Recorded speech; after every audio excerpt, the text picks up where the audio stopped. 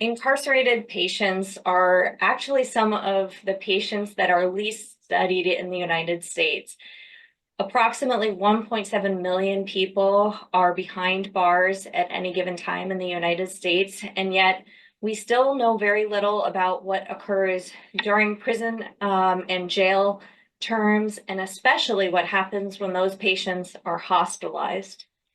My name is Dr. Erin DiMartino, and I work at Mayo Clinic in Rochester, Minnesota.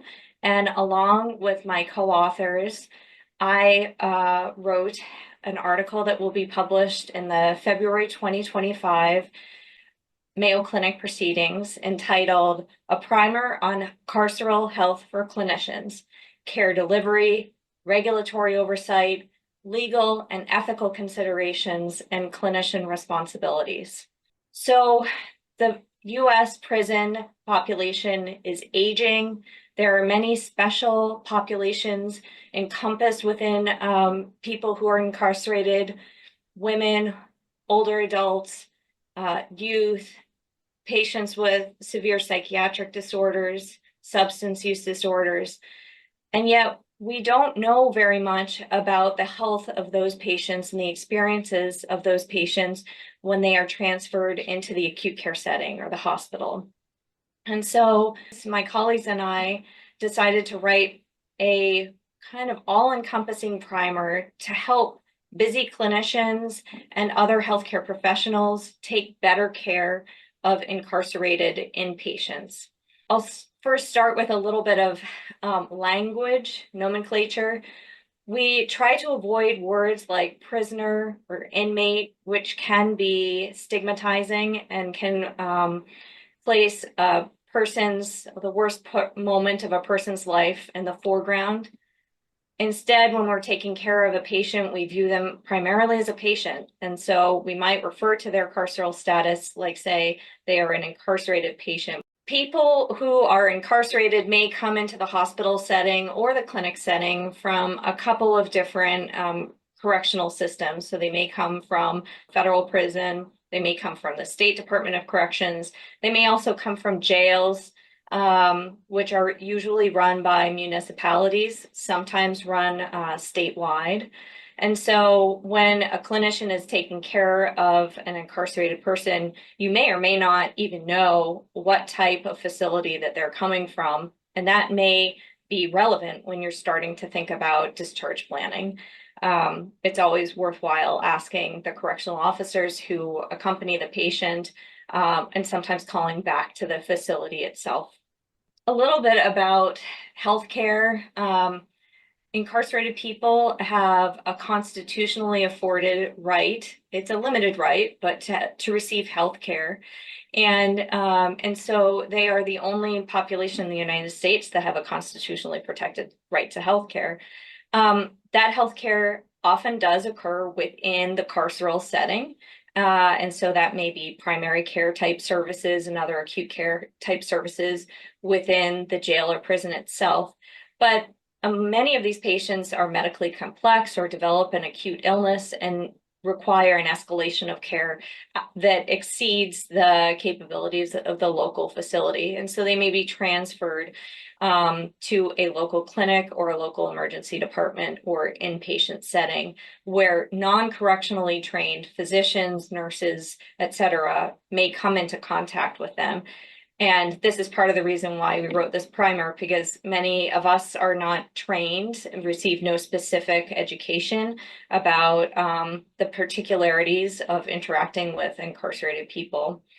So some things that clinicians can think about when they're caring for incarcerated patients. First of all, I guess I'll say that sometimes we are asked about safety concerns. And I think that's a really important thing to consider in a healthcare field where, unfortunately, there is a lot of violence in our profession at large. I think my answer to that is that security is not the purview of the treating clinicians. It's the purview of the Department of Corrections or the Federal Bureau of Prisons or whomever has jurisdiction over your patient. And so working collaboratively with the officers at the bedside and sometimes a phone call back to the prison or jail to have a discussion with their supervisor can be helpful if there are any security concerns or if the question of whether or not removing shackles, if they were already placed, comes up, because that question does come up, particularly if a patient is paralyzed or is in moribund condition, is dying. It may be appropriate to have conversations about removing shackles. But as a clinician, I try to remember that my primary role is to be a healer and to take care of the patient, and that there are other people who have expertise in security and safety, and those are the people to whom I defer with any of those questions.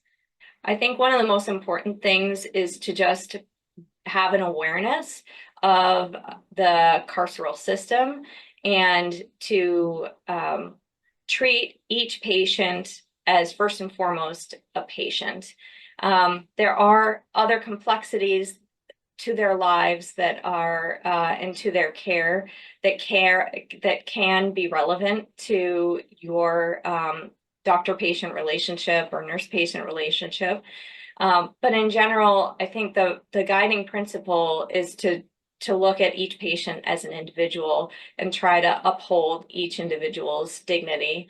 To that end, some specifics include trying to protect privacy and confidentiality to the best of your ability, and you may be able to work with correctional officers who are at the bedside about how you might do that, particularly if you're going to have a sensitive portion of the physical exam, or if you're going to be talking about sensitive test results or something like that.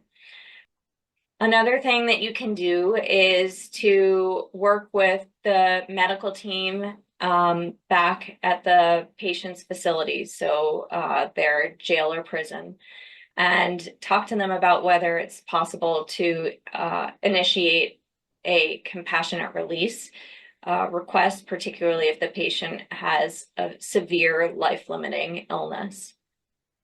Thank you very much for your attention and for your care of this medically vulnerable population. We hope that you found this presentation from the content of our website valuable. Our journal's mission is to promote the best interests of patients by advancing the knowledge and professionalism of the physician community. If you are interested in more information about us, our homepage is www.mayoclinicproceedings.org. There you'll find access to information for our social media content, such as additional videos on our YouTube channel, www.youtube.com Mayo Proceedings, or journal updates on Facebook, www.facebook.com Mayo Clinic Proceedings. You can also follow us on X, formerly known as Twitter, available at Mayo Proceedings. More information about healthcare at Mayo Clinic is available at www.mayoclinic.org. This content is copyrighted by Mayo Foundation for Medical Education and Research, published by Elsevier Incorporated. All rights are reserved, including those for text and data mining, AI training, and similar technologies.